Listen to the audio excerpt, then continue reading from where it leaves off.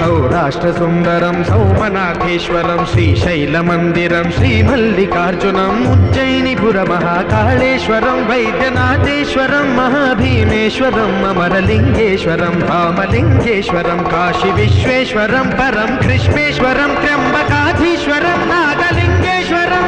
श्रीकेदारलिङ्गेश्वरं लिङ्गात्मकं ज्योतिर्लिङ्गं